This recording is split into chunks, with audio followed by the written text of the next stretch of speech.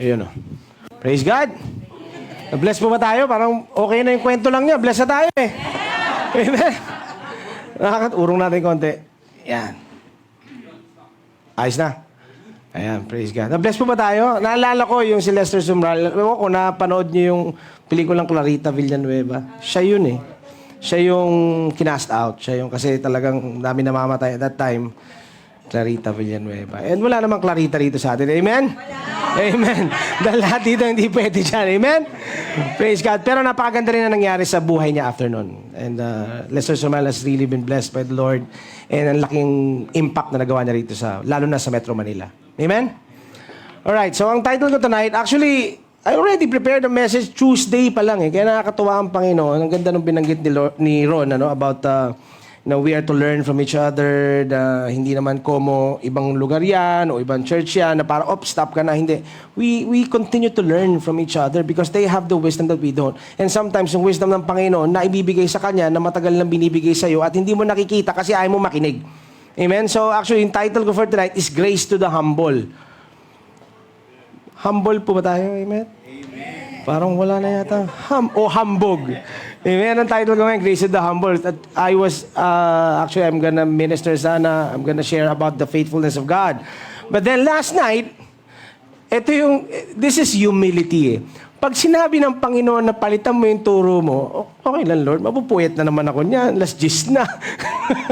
Diba? Pero sabi niya palitan ko eh. So, maybe hindi lang kayo, and when I teach here, when I share here, hindi lang naman din para sa inyo, para din sa akin.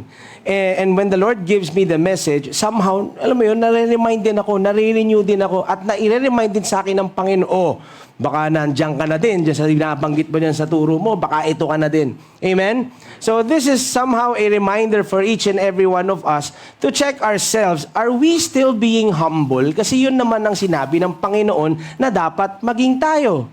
Taas ang kamay ng humble. Amen? Yan ang humble, nagtataas ng kamay. Di ba? Kasi normally pag humble, hindi naman ako humble eh. Di ba hihintayin mo yung iba magsasabi na, alam mo, ang humble mo. Di ba? Pero pag nagtaas ka ng kamay, yan ang totoong humble. Kasi alam nyo, ang humility, lalong-lalo na sa Panginoon, is being able to believe what God says and do what He says. Amen? Yun ang totoong humility sa Panginoon. Ang mahirap sa atin, ang Kristiyano, minsan, sinabi na ng Panginoon na kaya mong gawin yan kasi nandyan ako sa'yo. Kayang-kaya mo yan. Walang imposible sa akin. Parang hindi, Lord eh. So, hindi humility yun. Bakit? Kasi hindi ka nagtitiwala dun sa kaya niyang gawin. Amen? So, ngayon, yan yung dadaanan natin at nilay-nilayan natin. Total naman, mag-Holy Week. Somehow, meron tayong iisipin at humble pa nga ba ako? O baka naging hambugbog sarado na. Nahambog sarado na. Amen? So before that, let's pray. Heavenly Father, Panginoon, maraming salamat once again for tonight. Thank you, Holy Spirit. You be the one to speak that everything and every word that will come out of my mouth will go directly to the hearts of the people tonight. That they may be able to hear your voice. That they may be able to allow you, Lord God, to change them from within kung meron mang mga kailangan baguhin sa kanilang mga kaisipan. And in this we pray, in Jesus' name, amen and amen. When you say grace to the humble, lahat naman tayo dito nakatanggap ng grace. Amen? Siguro kung naaalala nyo, bago natin tinanggap yung grace, nag-humble tayo sa Panginoon. Kaya nga natin natanggap yung grace eh. Amen? We humbled ourselves under the mighty hand of God na sinabi natin na hindi na natin kaya, Lord, ikaw na. I still remember that night, that day, that specific day that I gave myself to the Lord, like as if it was just yesterday. And every time talagang sinasariwa ko yan. Bakit? Why do I always say my testimony? Kasi hanggang ngayon, marami pa rin mga tao o mga ligaw na isip at puso na hanggang ngayon hindi malaman kung saan pupunta at anong sagot sa kanilang mga buhay. For a time, for the longest time, I was so full of myself. Thinking that I can get away with anything, anytime I want. Andun ako sa puntong yun. Yun nga sinasabi, meron pa nga akong moto nung araw eh. Kasi dumating yung time na sadsad na ako eh. So sinasabi ko pa rin, di bali nang mawala ang yaman, wag lang ang yabang. Yung pa yung mga moto ko noon eh, na Kahit wala pa rin makaka-notice, hindi pa pwede. Kailan tayo mo, parang pwede mo pa rin siyang utusan kahit wala ka ng pamasahe. Yun yung mga panahon na yun eh. Bakit? Kasi puno ka ng yabang. Puro yabang. At ang masakit na, yung yabang doon sa experience mo, yung yabang mo doon sa alam mo. Pero dahil sa tayo ngayon mananampalataya na at tinanggap natin ang Panginoong Hesukristo, yung yabang natin hindi na dun sa alam natin, yung yabang natin dun sa sinabi ng Diyos tungkol sa atin. Amen? Dun ngayon tayo nakaangkla palagi. And from that moment na tinanggap natin ang Hesukristo, dun lang tayo nagsabi na, Lord, ayoko na, pagod na ako. Hindi ko na talaga alam ang gagawin ko. Ikaw na ang manguna, ikaw na ang gumalaw sa buhay ko. And that's when the grace came upon us. And what is that grace? Yung grace, alam naman natin, yung grace is not just the forgiveness of sins. Grace is our empowerment, our enablement, the power that we are able to do what we cannot do in our own selves. Pero sa pamamagitan ng Panginoon, yung grace na yan ang tumutulong sa atin para magampanan natin at mapagtagumpayan natin lahat ng balakid dito sa mundo. Amen? Kaya natin tinanggap yung grace na yan. Now, the problem is, ang napansin ko, most of the time, when people or when a person becomes a Christian, somehow, yung pag-humble niya, okay, before that, I want to make it clear, God is not the one humbling us, okay? Hindi niya tayo hinahumble. Maaaring na-humble ka sa sitwasyon, sa problema, o sa mga nagawa mong hindi tama, pero hindi ka hinahumble ni Lord as if it was na parang, hindi ka paano talagang alam mo, dinidikdik ka ng dinidikdik. That's not our God, and that's not the God I worship. Amen? Ang Panginoon ko, hindi sa Kanya nanggagaling yung mga pananakit na yan, yung mga paghihirap na yan. He's not the one who's doing it, but He's the one who's gonna make me through it. Amen? Yes. Dadaanan natin yun at mapagtatagumpayan natin. Amen? So ngayon sabi ko nga, pag yan tinanggap na natin, ang nagkakataon, ang nangyayari po, madalas sa Kristiyano, when a person becomes a Christian, and they have been filled with the Holy Spirit, and then they knew about all these things, about God, authority in Christ, sobrang dami na nilang alam. And then somehow, hindi nila namamalayan na yung yabang pala nila at yung ginagawa nila, hindi na sa Panginoon, kundi doon na lang sa kaya nilang gawin. And the Lord said, apart from Him, we can do nothing. Yes, we can do all things through Christ who strengthens us. Amen? So, ganun ang nangyayari na madalas, na nakakalimutan nila, teka muna, it's not about what you know, it's about who you have. Amen? Kaya nga yung burden, yung bigat, wala sa atin, nandun sa Kanya. Hinahawakan lang natin. Amen? Ako nga po ba? And sabi ko nga, gandang subject nito kasi somehow ang humility, ang humbleness, pagdating sa Christian walk natin, somehow parang tinitignan nila, they look at it as weakness na. Anong weak mo naman, di ba? Pero hindi, alam niyo, ang humility, yan ang ginamit ng Panginoon. Humility is actually meekness. Yung meekness na yan is not, it's not weakness. Alam niyo kung bakit? Yung humility kasi, alam mo, I remember, example niya, alam niyo yung stallion, yung mga kabayo na ginagamit, yung mga war horses. Yung mga war horses, kapag yung kabayo malalakas at trained, ang tawag sila meek. Nakuha niyo yun? That's the same thing with Jesus Christ. Kung tutusin, nakapako siya sa krus, pwede naman niyang utusan lahat ng anghel, baba niyo ako rito at pakita niyo itong mga to kung sino ako, pero hindi niya ginawa yun. Amen? And that's humility. That is the power of humility. At yun dapat ang nalalakaran natin. Amen? I want us to be reminded tonight with this. Hindi to weakness. The problem is ganito.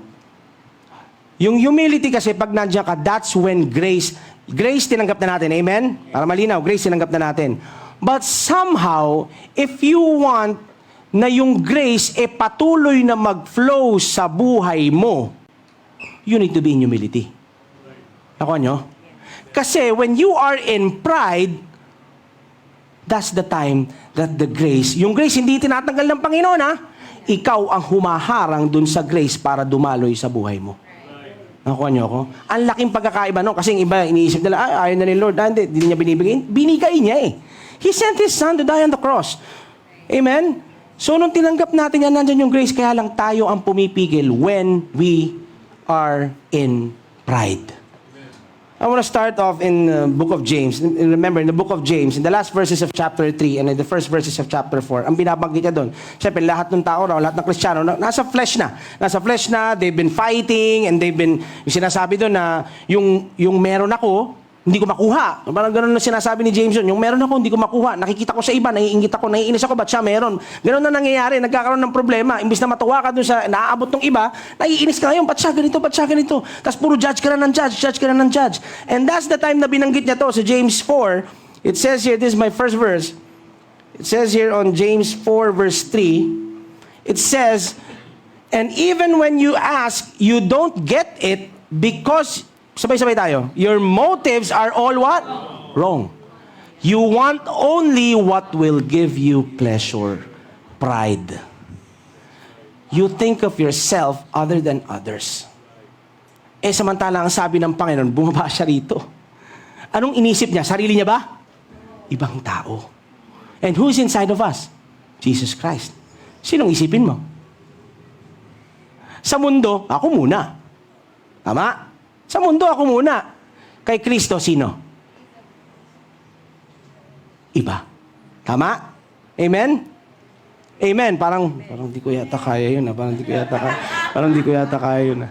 You know, sa pamamagitan ng grace at sa power ng Panginoon, kaya mo yun. At tandaan mo, ang wisdom ng Panginoon nandyan sa'yo. You'll be know when you're being abused. Alam niyo, huwag kayo mag-alala doon. Paano kung inaabuso na ako? Malalaman niyo yan. Sasabihin ni Holy Spirit sa yan. Amen? Amen. Amen. Praise God. And it says here, James 4:6, I want to start here. But He gives, what daw? Sino dito gusto ng more? Sino gusto ng more? Parang ayaw ng iba, okay na ako sa less. Okay na ako sa less of me, Lord, more of you. Mga ganyan, di ba? Less of me. Pag sinabi mo less of me, less of Him din. Siyempre, more of us din. Amen? So, sino dito may gusto ng more? Hindi yung more na sigarilyo, ha? Ayoko, meron pa. Dito gusto ng more. More. At ang sabi rito, He gives more grace. Therefore, He says, God resists the proud, but gives grace to the humble. Kanino daw binibigay yung grace? Yung patuloy na daloy ng grace, na nag-uumapaw ng grace? Tingin ka sa tabi mo. Humble ba? Humble ba? Amen? Humble ba? Kasi pag humble yan, at nakita niya at nalaman niya na naniniwala siyang humble siya, dumadaloy ang biyaya ng Panginoon sa buhay niya. Amen? Sabihin mo sa katabi mo, dumadaloy ang biyaya ng Panginoon sa iyo. I-declare mo yan, dumadaloy ang biyaya ng Panginoon sa iyo. Alam niyo kung bakit pinadedeclare ko sa inyo? Kasi pag dinedeclare nyo ngayon yan, nalalaman nila na dumadalo yung biyaya sa kanila, naniniwala na ngayon sila na humble sila. Amen? Pag kaya mong paniwalaan na humble ka at dumadalo sa yung biyaya ng Panginoon, naniniwala ka sa pangako ng Panginoon. Amen? So all of us here, natin kanina, yung worship song natin kanina, I believe.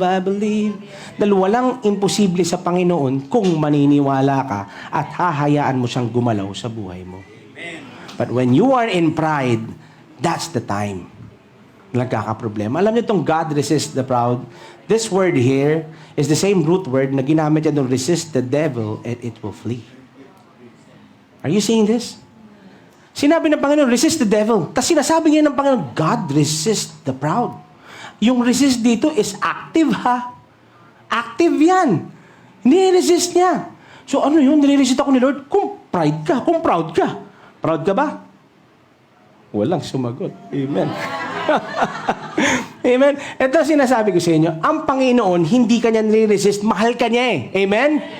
But when you are in pride, yung breakthrough mo, yung elevation mo, yung promotion mo is somehow naaantala because you're still so full of yourself.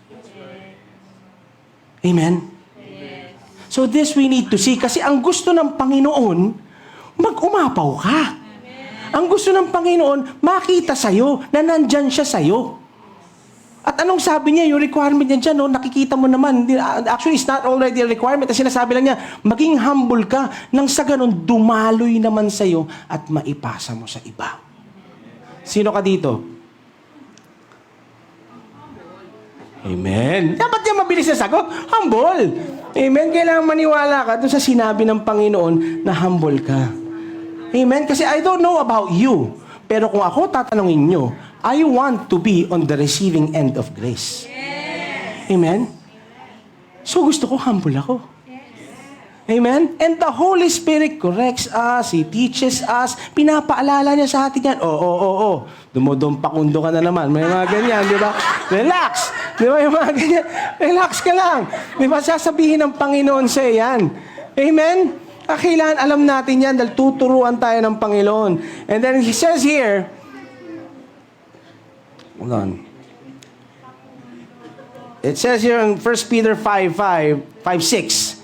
So, if God resists the proud and gives grace to the humble, so ano ngayon ang gagawin mo? Therefore, humble yourselves under the mighty hand of God. Sabay-sabay tayo rito. Exalt you in due time. Sino dito gusto due time na?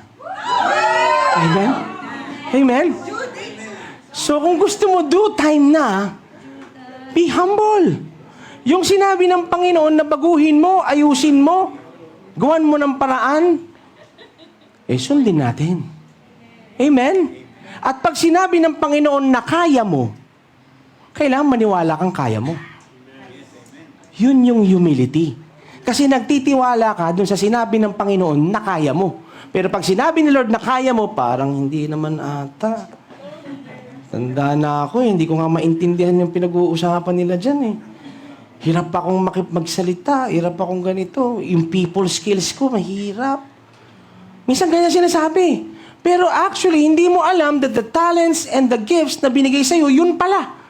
Kaya lang, binubulag ka ng demonyo na sinasabing, hindi ikaw yan. Remember, ano ba temptation? Tandaan natin kay Jesus Christ. Pagkasabi ng Panginoon, nagsalita ang langit, "This is my beloved Son." Okay? Anong ginawa ng demonyo? Pagkatapos nun, are you really the Son of God? Nakuha nyo? Minsan, alam na natin yan, tapos paulit-ulit pa din na nangyayari na, di ko kaya Ito lang ako Ito lang tinapos ko. Di nga ako nagpapasok nung araw. Alam niyo ba ako, ba't ako nakakatayo dito? Hindi naman sa galing ko, sa alam kong naabot ko. Nakatayo ako dito dahil sinabi ng Panginoong tumayo ako rito. It's not about what I do o kung ano yung... Wala Sumusunod lang ako sa Panginoon. Alam niyo ba na ang Bible? Yung Bible na yan, sa buong talambuhay ko, that is the first book that I've ever read from cover to cover. Back in the days, wala. Any textbooks, wala. Ano tayo alam mo yun? Bulakbul Di ba? Pero ang nakakatuwa rito, kahit na ganong kagulo yung buhay mo noon, pag inayos ka ng Panginoon, gaganda ang buhay mo ngayon. Amen? I don't know if someone of you are somehow nanonood ngayon and nakikita mo na parang pakiramdam mo na parang you're depressed, parang wala na nangyayari sa buhay mo. You humble yourself under the mighty hand of God. I'm telling you, you will see the miracle that you've been waiting for. Amen and amen. Amen? So sabi dito, why does He want us in humility? Kasi wala naman siyang ibang gusto That He may be able to what? Exalt us. Yun naman ang gusto natin din di ba? Pero ba't tayo natin mag-humble doon sa sinasabi niya?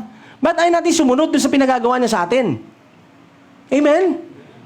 Alam ko, bawat isa sa inyo, may sinasabi ang Panginoon. I don't know that. Hindi ko alam yun. Kayo lang nakakaalam nun. Ngayon, tanongin niyo sa sarili niyo, am I humbling myself under the mighty hand of God? So, matatanong mo na ngayon at masasagot mo na yung tanong, bakit ang tagal ko na? Yung due time ko parang due date, parang alam mo yung past due na. Amen? Na past due na due date na. Amen? Hindi binibigyan ng Panginoon. Tandaan natin, hindi Panginoon ang bumabawi niyan. Tayo ang humaharang. Tayo ang pumipigil. Nakakita ka na ba ng gripo na ng hose na lang? Yung hose. Tuloy buka, pagtataka, ba't walang tubig? Kakaroas ka siguro, walang tubig. Ano pa walang tubig? Balubaloktot Tamad ka nga ayusin man lang Alam mo yun na lang ayusin yung hose para dumalo yung tubig. Tamad ka pa. Tapos magtataka ka, walang tubig. Walang tubig. Tawag ka ng tumero, ba't walang tubig? Tignan mo yung hose. And sometimes, ganyan makipag-usap ang Panginoon sa atin. Kung saan ka tumitingin, kung sino-sinong taong nilalapitan mo, andyan na sa harap mo yung problema. Ayaw mong gawin. Ayaw mong ayusin. Ayaw mong harapin. Amen? Alam niyo, napakabait ng Panginoon. Lahat ng mga kailangan nating malaman, ibinibigay naman niya agad-agad. Yan yung humility. Kailangan, pag sinabi ng Panginoon, sumunod tayo. Hindi ka naman niya pararusahan pag hindi ka sumunod. Kaya lang tumatagal eh. Nakuha nyo, yung sanang nandyan na, tumatagal. So pag sinabi ng Panginoon, gawin mo to, gawin mo to. I remember Moses. Ito, pakita ko sa inyo. Tingnan si Moses. In Numbers 12 verse 3, it says here, "Now the man Moses was very humble, more than all men who were on the face of the earth." Si Moses daw ang pinaka-humble. Now let me ask you this question.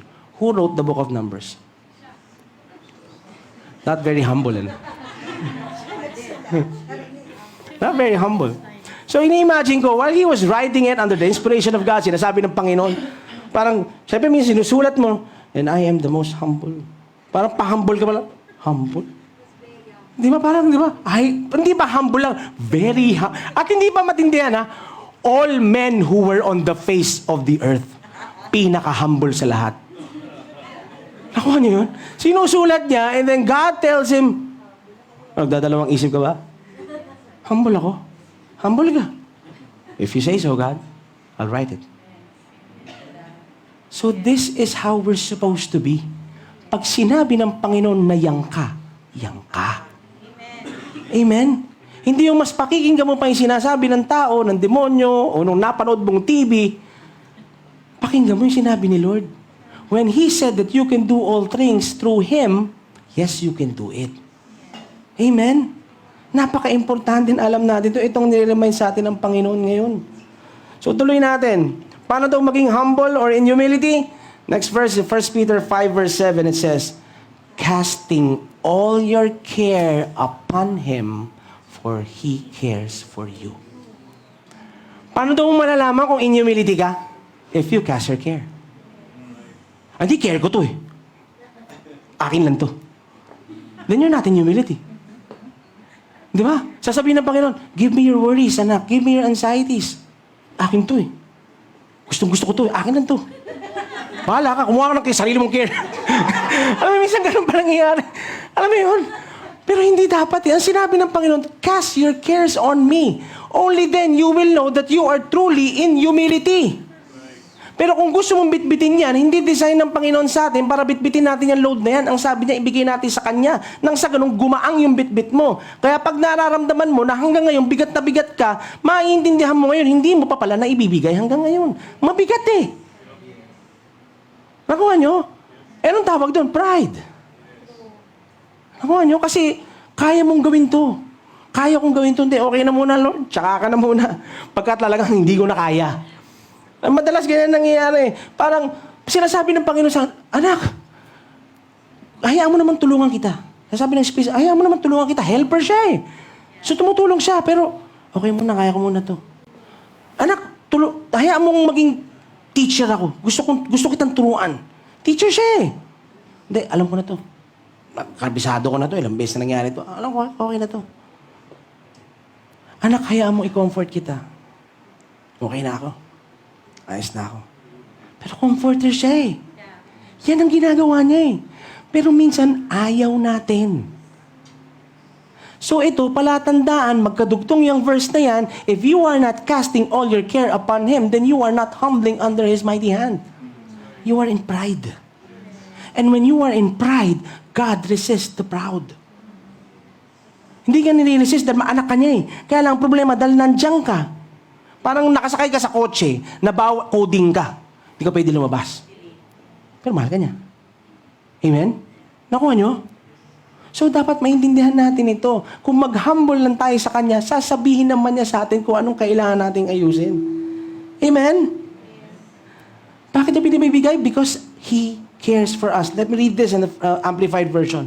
Casting the whole of your care, all your anxieties, all your worries, all your concerns, once and for all on Him. Isa-isahin ko. We must be in humility. Ano daw dapat ang gawin natin? We cast what? Our care, our anxieties, our worries, Concern lang naman to, okay na, akin na lang. Hindi sinabi ni Lord, pati concern mo. Once and for all. Can we do that tonight? Yes. Amen. God is asking you, anak, let's do this tonight.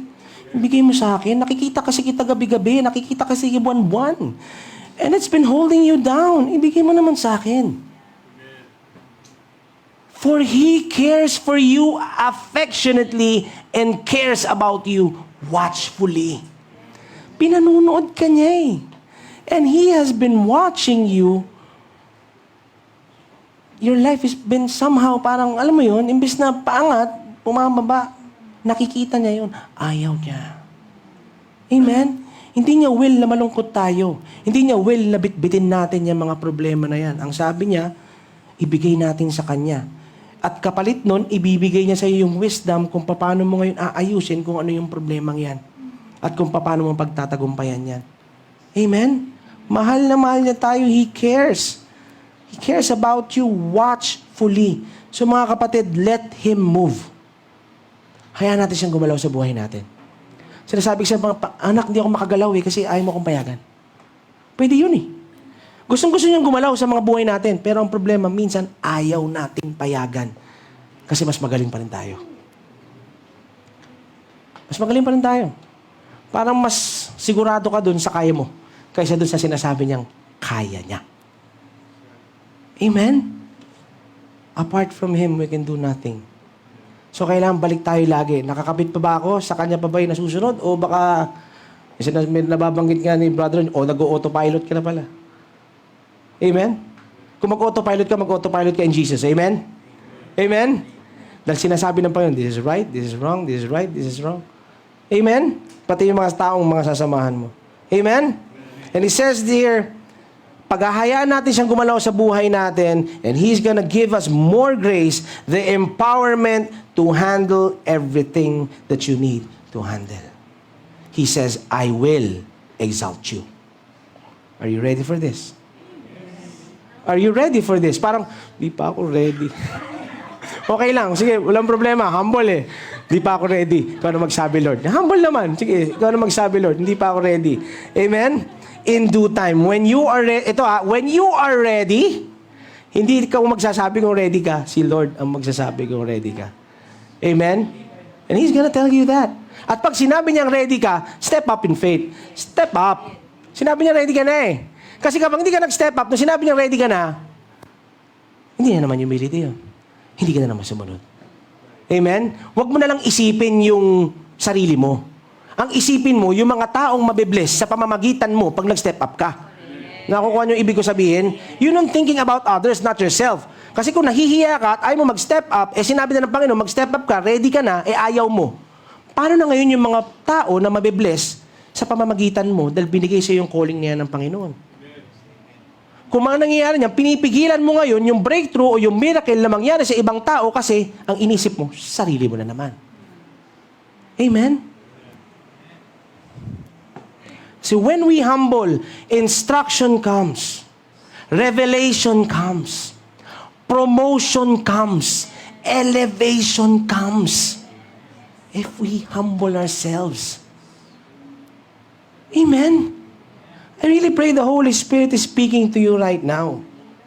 Ang gusto ng Panginoon, ma-exalt ka. Bakit? Kasi madami mabibless sa pamamagitan mo. Naniniwala ba kayo marami mabibless sa inyo? Amen? Amen? O hindi? Baka, wala yata. Parang ako hindi mabibless sa sarili ko eh. Dapat makikita nyo na mabibless ang ibang tao sa inyo. Bakit? Wag mo nang tignan yung kaya mong gawin. Ang titignan mo lagi rito, yung kayang gawin ng Panginoon sa pamamagitan mo. Kasi kung titingin ka doon sa kaya mo, ano lang ba kaya natin? Sino lang ba naman tayo? Di ba? Pero kung si Kristo nasa iyo, sino ka? Amen? It's the expression of the face. Yan yun eh. Sino ka? Di ba? Amen? Hindi yung sino ka. Di ba? Sino ka? Amen? Yan ang Panginoon natin. Let's go to 2 Chronicles 26. Meron akong gusto makita nyo rito. Remember, this was Uzziah. And Uzziah became king. Became king 16 years old. Naging king siya. Naging hari si Uzziah. Let's go here in 2 Chronicles 26 verse 3. It says here, Uzziah was 16 years old when he became king, and he reigned in Jerusalem 52 years. His mother was Jecoliah from Jerusalem. In verse 4, he did what was pleasing in the Lord's sight, just as his father Amaziah had done. So this is what I want you to see. The next verse. It says here, Uzziah sought God during the days of Zechariah, who taught him to fear God. And as long as the king sought guidance from the Lord, when you are seeking guidance, you are humbling. Amen? Kasi you're ready. You're ready na gusto ko matuto, Lord. Sabihin mo sa akin, how I'm gonna handle this kingdom, paanong gagawin ko, sino mga i-appoint ko, sinong kakausapin ko, sinong sasamahan ko, sinong lalayuan ko. Yan ang ginagawa ni Uzziah rito. At anong sabi rito? Ang sabi rito, and as long as the king sought guidance from the Lord, God gave him what? So madalas na nangyayari sa ating mga Kristiyano, pag natanggap mo na, okay, Christ ka na, tapos ang nangyari, okay, nagkaroon ng konting breakthrough, tapos sarili na. At kinalimutan na yung guidance at yung directives ng Panginoon. Pero ang sabi ng Panginoon dito, tingnan mo, as long as the king sought guidance from the Lord, God gave him success. Yan yung humility. Kasi at that time, si Uzziah, ina-admit niya, hindi ko kaya ito, Lord. Help me. Paano gagawin ko? Paano natin iusin to? Anong gagawin natin? Ganun siya eh. Amen? Nakuha niyo po? And we all know what happened. He became successful. Nakapagtayo siya ng mga fortified cities. And then after mga fortified cities, nagkaroon siya ng mga armies. Ang lalakas ng army niya. Okay, naging okay. Naging okay yung pamumuno niya. Why? Di ba remember? God exalts the what? The humble. And he was in humility. No ka po? Amen? And when you are humble, increase, elevation, promotion comes. And this is what happened to Uzziah. But, on verse 16, I want to show you this. But when he had become powerful, he also what? He also became proud. That led to his downfall. Pride. He became proud. So yung increase, yung nangyayari sa kingdom, yung nangyayari sa buhay niya, stopped. Not because the Lord stopped it, but because tinigil mo. Tinigil mo to walk in humility. Nakuha niyo po ako? I hope you're getting this. Di ba, mangyayari dyan? Alam ko na lahat dyan. Inaaral ko na yan. Hebrew, Greek, alam ko na yan. Wala na akong kailangan matutunan sa ibang tao. Kayang-kaya ko na yan. Yan yun eh. Yan ang nangyari dyan sa kanya. Alam niyo yun? Ilang taon na ako, nakarating na ako dito, kaya ko to. I don't need any of you. May mga ganyan nangyayari. Yun yung nagiging downfall. Hindi lang nito si Uzziah. Binigyan na nga tayong example eh. Huwag na natin gayahin. Huwag na natin gayahin yan. Amen? Hanggang sa, if we continue this passage, pumasok si Uzziah dun sa sanctuary. Okay, pumasok siya dun sa sanctuary and then nag-burn siya ng incense. Eh, hindi siya pwede dun. Bawal siya dun eh. Let me read this in verse 18. It says here, they confronted King Uzziah and said, it's not for you, Uzziah, to burn incense to the Lord. That is the work of the priest alone. The descendants of Aaron who are set apart for this, who are set apart for this work. Get out of the sanctuary, for you have sinned. The Lord will not honor you for this. And then in verse 19 it says, Uzziah, who was holding an incense burner, became furious. Sino kayo para pagsabihan ako hari? Sino ka ba? Diba? Pare, kaya kong gawin lahat ng kaya kong gawin. Pag gusto ko, when I want it, gagawin ko. Yun ang nangyari sa kanya rito eh. He was full of pride. Sumobra. Amen? Sabi rito, but as he was standing there, raging at the priest before the incense altar in the Lord's temple, ito makikita nyo, nakakalungkot yung dating teachable, na yung dating tanong ng tanong kay Lord kung paano nga ayusin, yung dating alam mo yun na naging successful siya eh. Kasi bakit? Kasi dati nagtatanong siya. At teachable siya. Malamang may mga, hindi na nabanggit doon, pero malamang may pinababago siguro. Ito na, wag kang ganito, wag kang ganyan. Malamang pinababago at malamang sumusunod siya. Kasi he became successful eh. Tuloy-tuloy yung daloy ng grace eh. Kaya lang nung biglang nagbago, naging ganito na siya. Because of pride, ano nangyari? Sabi niya rito, don't tell me what to do. Para sinasabi niyo ako turuan. Ano sabi ni Uzziah dyan?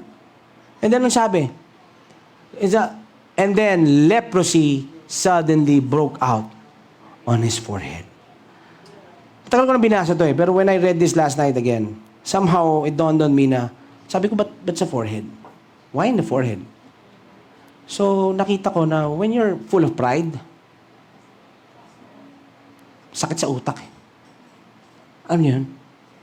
Hinarangan mo na yung dapat mo nakikita na sinasabi ng Panginoon na dapat mong gawin. It's because of pride. Nakuha nyo sa forehead Nakuha nyo. Masakit dito, kapag may leprosy ka, bawal ka na sa temple. Bawal ka na sa temple. So, ibig sabihin, mas lalo ngayon, naharangan ka na nga ng leprosy, yan sa utak mo, yan, puno-puno ka ng pride, sarili mo na iniisip mo, hindi mo na narinig sinasabi ng Diyos, bawal ka na sa temple, hindi mo na rin narinig yung Lord. Ang narinig mo, ibang tao na. Ang masakit ito, later on, pagka nalaman pa yan, at dyan yung leprosy mo, natanda natin, bawal sa city yan. Nilalayo ka na rin. At madalas, kung ilalagay natin yan, ihahambing natin sa mga sarili natin yung iba ganyan. Marami na akong alam, ako na to Ito na ako, superstar ako di ba? May mga ganyan di ba hanggang saan dami na nasasabi dun sa church o ganyan. Dami na nasasabi sa ganito. Ay, hindi ako agree dyan sa sinabi nitong si ganito. Ay, hindi ako agree sa ayoko na dyan, aalis ka ngayon sa church. Hanggang ngayon, mamaya, umalis ka dun sa church, mamaya, pati yung pamilya mo, pati yung kapitbahay mo, hanggang magugulat ka, you are now in isolation. And that is what the enemy wants.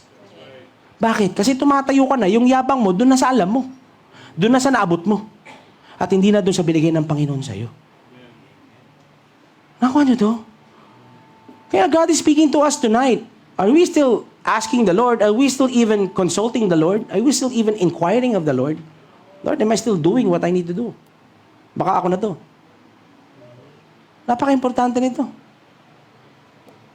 Amen po? Ganyan ang nangyayari. Kasi gugulat ka hanggang sakit nun kasi doon ko nakita yung paghahambing niya na okay, pag may leprosy ka, andyan yan, yung pride, isipin natin, yung pride dyan sa utak mo, dahil lumaki na ang ulo mo, ang dami mo nasasabi dyan sa lugar, una sa temple, nalayo ka sa temple. Hanggang bandang huli, nalayo ka dun sa city. Hanggang magugulat ka, mag-isa ka na. So, sino pa naririnig mo? And when you're alone, that's when the devil really targets you. Amen? So, ngayong gabing ito, kung somehow ikaw yung tao na ito, na lumayo ka, if you're watching right now, it's time for you to come back and humble yourself under the mighty hand of God because nandyan siya para ibalik ka dun sa dati. At yayakapin ka niya ng buong buo. Actually, ngayon palang sinasalubong ka na niya. In Jesus' name. Huwag mo nang intindihin yung kamali ka ng desisyon, balik ka lang. Andyan siya. Aakapin ka niya. Amen? Actually, hanggang ngayon, akap-akap ka niya sa likuran. Hindi mo lang nakikita. Bakit? Kasi hanggang ngayon, andyan yung pride. Tapon mo yung pride, operate in humility, humble before Him. In Jesus' name. Amen? Yan ang Panginoon natin. Napakabait ng Panginoon. Hindi kasi iba nangyayari. They think too highly of themselves. Already gano'n na nangyayari. May mga ganyan nangyayari. In the body of Christ. Amen? Kaya doon tayo papasok. At sabi ng Panginoon, you're not supposed to be, hindi mo dapat iniisip yung sarili mo, iniisip mo ibang tao because that is what the Bible says. That's what the Bible said. It says in Philippians 2 verse 3, it says, don't be selfish. Don't try to impress others. When I read this, papa-impress ka pa, yung dami ng pansin, hindi mo na kailangan magpapansin. Amen? Mapapansin at mapapansin ka. At ito tandaan mo, si Christ nandyan sa'yo So, ibig sabihin, yung mabangong halimuyak, umaalingasaw. Tama ba? Tama ba? Mabango ba? Mabango ba? Amen? Mabango ba? Well, dapat, kasi baka hindi yata mabango. Dapat naniniwala ka si Christ na sa'yo, di ba? So, ang meron ka, sweet aroma ng Panginoong Hesukristo, na kapag nakita ka, natabihan ka, amen? Anong makikita niya? Anong maamoy niya? Si Jesus Christ. Amen? Nakaamoy mo ba yung katabi mo? Bango? Downy o Jesus? Jesus. Amen? Mapapansin ang papapansin. So sabi rito, tuloy tayo. Be humble, thinking of others as better than yourselves. And this is my question to each and every one of us. As a reflection tonight lang. Are we being selfish na ba? Are we in pride? Papansin na ba ako? Katulad niya, sinasabi dyan. Am I thinking of others better than myself? Yan yung mga tanongin natin sa sarili natin. O baka iniisip mo na you're better than everyone else. So this is what God is asking you now. Andito ba tayo nag-ooperate? Alin dito? Ang sabi ng Panginoon, nag-uumapaw ang biyaya ko. Gustong-gusto kong dumaloy sa'yo. Amen? Kasi kapag dyan na tayo, nandyan tayo sa pride, it's time tonight that we stop it. Amen? Amen. Just to clarify, sabi ko nga ganun kanina, bilanggit ko na kanina, hindi si Lord na nag-humble sa atin. Amen?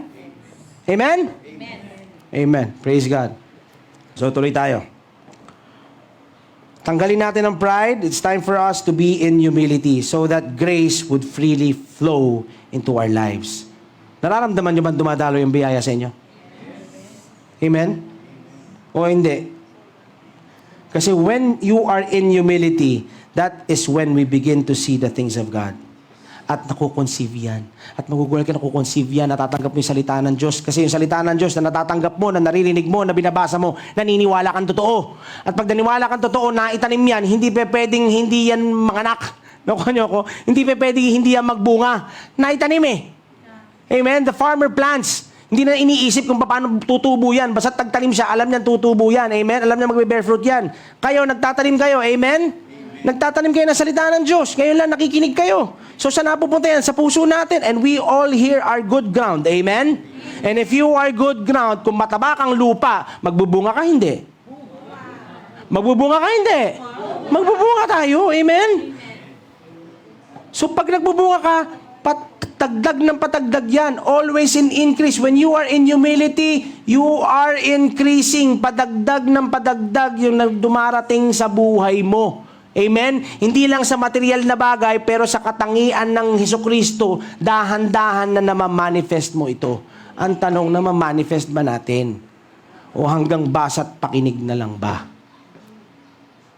It says in 2 Peter 1 verse 5 to 8, it says here, but also for this very reason, giving all diligence, add to your faith virtue, to virtue knowledge, to knowledge self-control, to self-control perseverance, to perseverance godliness. O nakikita nyo rito, adding, increasing. Amen? Yeah. Ito ba, nararanasan na natin? Yeah. Have you been adding this into your life? Hina. Yes. Parang malabo ata. Hindi ko ata na nalakaran to. To godliness, brotherly kindness, and to brotherly kindness, love. Amen? Are you full of pride or are you full of love? Love. Amen? Why? Because Jesus is love. So kung punong-puno ka ng pagmamahal at ng pag-ibig ng Panginoon, anong binibigay mo sa tao? Pag-ibig din. Alam niyo ba ang pakiramdam ng minamahal? Amen? Alam niyo ba pakiramdam ng may nagmamahal? Masarap, di ba? Amen? So kapag may minamahal tayo at nagmamahal tayo, katulad na alam natin mahal tayo ng Panginoon. At dahil sa pagmamahal niya na namatay siya sa krus para sa ating mga kasalanan, at hindi lang para sa ating mga kasalanan, kundi para tayo mabuhay ng buhay na walang hanggan dito sa lupa, doon natin siya lalong minamahal. At pag nagagawa natin yun, naibibigay din natin yan sa iba. Amen? At pag alam natin na tinanggap natin yun, yung kapatawaran na binigay niya sa atin, ganun din na nabibigay natin yung kapatawaran sa iba. Because who are we not to forgive? Ikaw nga napatawad ka. Amen? So, kusa mo nang magagawa ito. Kasi pag meron daw tayo nito, we are growing. And it's telling us, the Bible is telling us tonight, do not stop growing. Are we growing? Sa tangkad, siguro, yung mga bata pwede pa. Pero are we growing in the knowledge and in the love of the Lord? Yes. Amen? We should be growing. Kasi yung seeds, nag-grow yan, nagbubunga yan. At yan tayo. Amen? Says here in verse 8, for if these things are yours and abound, you will be neither barren nor unfruitful in the knowledge of our Lord Jesus Christ. So anong ibig sabihin nito? Hindi ka daw pwedeng barren, hindi ka daw pwedeng unfruitful. Ano nangyayari? Nanganganak ka ng nanganganak at nagbubunga ka ng nagbubunga. Amen? Amen? Amen. Hindi mo pa man nakikita yung bunga mo ngayon, alam mong magbubunga ka. Amen? Amen. Bakit? It's because of Jesus Christ. And, of course, our title tonight, yung ating theme ngayon is because we know that we are humbling ourselves under God. And we are not in pride. So, naniniwala ka at kailangan maniwala ka, nagbubunga ka. You may not see it right now. It's not a question of if. It's when. Amen? Magbubunga at magbubunga ka. Sabihin mo sa katabi mo, magbubunga ka. Huwag magbubunga nga, ha? Magbubunga. Amen? Why? Why? Bakit tuloy-tuloy tayong mga anak? Bakit tuloy-tuloy tayong magbe-bear fruit? Bakit? Because we remain teachable. Ano nangyari kay Uzziah noon? Ano nangyari? Wala na. Wala nang pwede makapagturo sa kanya. We remain teachable. Hanggat nandito tayo sa mundo, marami pa tayong pwedeng matutunan. Hindi natin pwedeng alam na ang lahat. Amen? At tandaan natin, hindi lang ano dito sa atin, sa lugar na ito, tandaan natin, ang Panginoon, kaya niyang mangusap kahit na kaninong tao. Kaya pag may nakausap kayo, we don't know, maybe your family, or maybe he's not, maybe baka nga non-believer pa eh. Tandaan natin, ang Panginoon, ginamit ka donkey eh. Bakit? Kasi doon sa believer, hindi ka na nga nakikinig eh. Baka mamaya kailangan sa non-believer ng kausapin para makinig ka. Nakuha niyo ako? Yes. God can do that. And of course, we know how to test the spirits. Amen? We have the wisdom of God. So alam natin kung paano himayin yan. Amen? Are you receiving this? Yes. Are you receiving this? Yes. Amen. So be humble because you don't know everything. And sometimes God talks through people na sometimes yung pa yung mga binabrush off natin. Alam mo yun, minsan na, alam mo yun, ba naman alam nito? Alam yan eh. Minsan may ganun eh, di ba? Pakinggan yan. Alam mo, may ganun eh, di ba? Parang, pakinggan yan. Eh lalo pag superstar ka na, mga medyo mataas ka na, bishop ka na, or whatever, wala na pwede makapag-ano sa'yo. Eh, alam ko na ginagawa ko. Di ba? Tandaan natin, yung pinaka-superstar nga na si Jesus Christ made himself of no reputation. Nakuha nyo? So, wala superstar dito. Dito, pantay-pantay tayo. Amen? It just happens na nandito kami ngayon, nakatayo rito. Amen? Pero lahat ng sinasabi ko, nandyan naman na sa mga puso ninyo eh. Kasi binabasa nyo salita eh. Inuulit-ulit ko lang. Para ano? Para magising tayo paminsan-minsan. Pag sakaling nakakatulog na tayo doon sa salita ng Diyos na minsan parang, alam ko na to eh. Ngayon, sa pamamagitan nito, nag-a-attend tayo nito, naaalala natin. Amen? And it's not just me who is reminding you. It's the Holy Spirit who bring things to remembrance. Amen? Kaya nga ito masakit eh. Ano ipapaalala ng Holy Spirit kung wala kang ma-remember? Kaya importante pa rin, basahin ang salita. Alam mo yung nagsusumabog ka na, may sinasabi si Holy Spirit, may pinapaalala. Ano ba yun? Eh kasi, hindi mo binabasa eh. Hindi mo alam eh. Di ba? Hayaan mo naman si Holy Spirit na may ipaalala. Kaya kapatid, baka gusto mong basa-basa naman konti. Amen? Alam niyo yung ginagawa namin, it's not religion, it's not law, it's not rules. Pag binabasa mo yan, dito ka makakatikim ng panliligaw ng Panginoon. Amen? Napakasarap ng nililigawan. Siguro sa mga girls, sa mga ladies, noong mga panahon nililigawan kayo ng mga asawa ninyo. Ganon ang magbasa ng Bible. Dahil sinasabi ng Panginoon kung gaano kang kaimportante at kahalaga sa Kanya. That is what the Bible is for. Amen? So humble yourself. Remember the story of two pharaohs. I'm gonna give you a story of the two pharaohs. Alam niyo naman to. Yung unang pharaoh, nagkaroon ng problema. Nagkaroon siya ng panaginip, nagkaroon siya ng dream. Nasama hindi niya maintindihan. Alam niyang may mangyayari, pero hindi niya alam kung anong gagawin. Nag-seek na siya ng guidance kung kani-kanino, walang makaunawa, walang maka-interpret. Until na nalaman niya na meron palang isang foreigner, a former slave na nakakulong, na pwedeng mag-interpret ng dream niya. And that is Joseph. Ang gusto makita niyo sa pharaoh na ito, itong pharaoh na to is in humility. Why? Napakataas niya na eh. Kumuha siya ng former slave. Kumuha siya ng taong nakakulong para i-interpret yung dream niya. Hindi niya alam eh. Hindi niya alam kung anong gagawin niya eh. Amen? May mangyayari sa kaharian niya, hindi niya alam kung anong gagawin niya. And then, lumapit siya kay Joseph. Nag-humble siya. And do you know, after that humility, alam niyo nangyari? That place, that nation became the most wealthiest of all the world at that time. Why? Because he was in humility. Yung isang Pharaoh, sino? Yung isang Pharaoh is talking to Moses. And Moses was telling these things, na ito, you should do this, gawin mo na yan, hindi mo dapat gawin yan, gawin mo na to. Sabi ni Moses. Pero ano sabi doon sa Pharaoh na ito? Hard heart. Tigas ang puso. Ayaw makinig. Sinasabi na kung anong dapat gawin. In pride. He was too proud. Anong nangyari sa kanya? Plagues after plagues after plagues. Even his firstborn son died. And somehow dito makikita natin yung pagkakaiba nitong dalawang ito. Are you in humility? Or are you in pride? This is what God is telling to us tonight.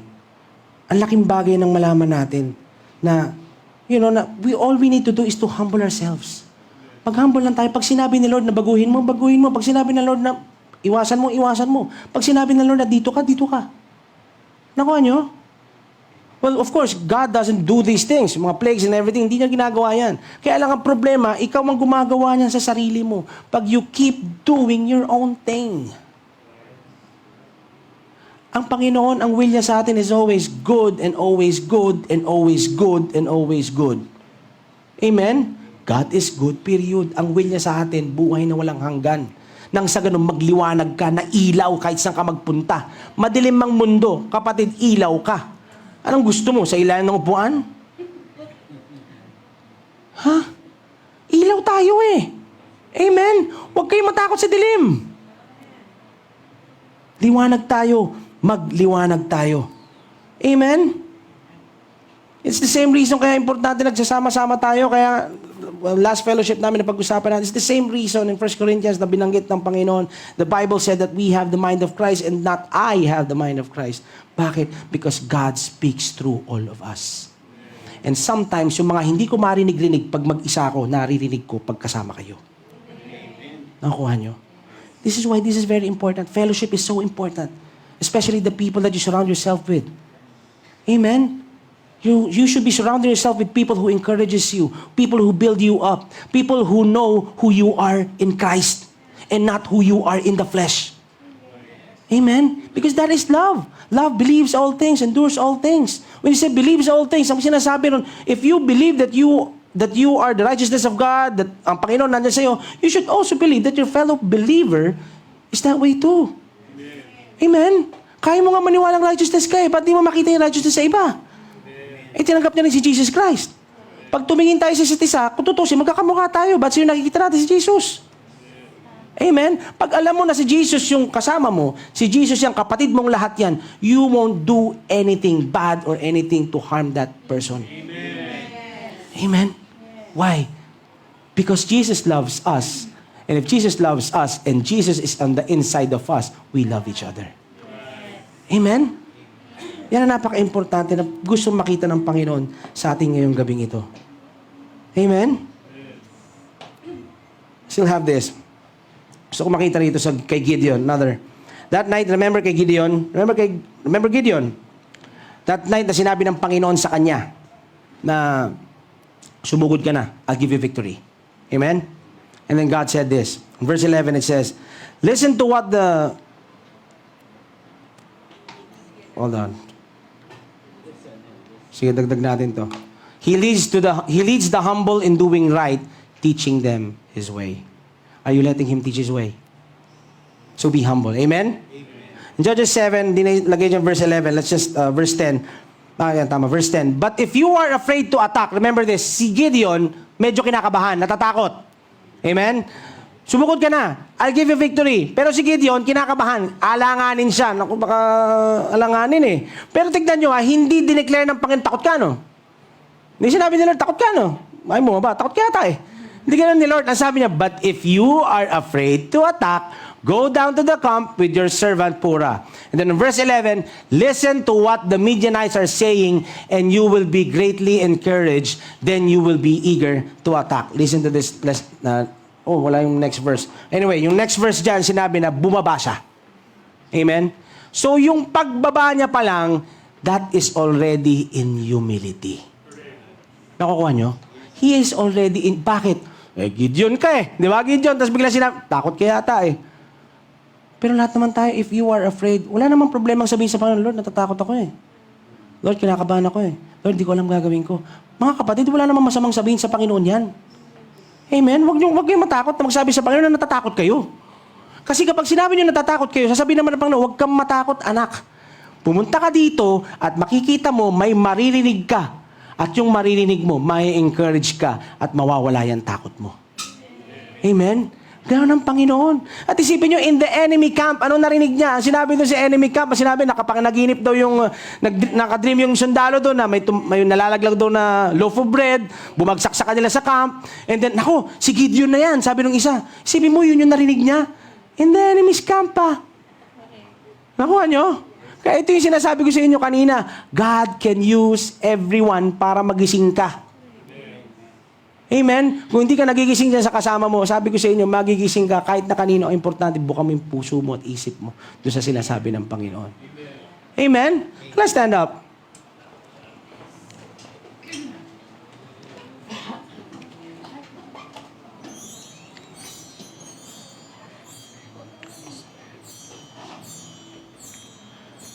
So somehow I pray that natanggap natin ang salita ng Panginoon ngayong gabing ito.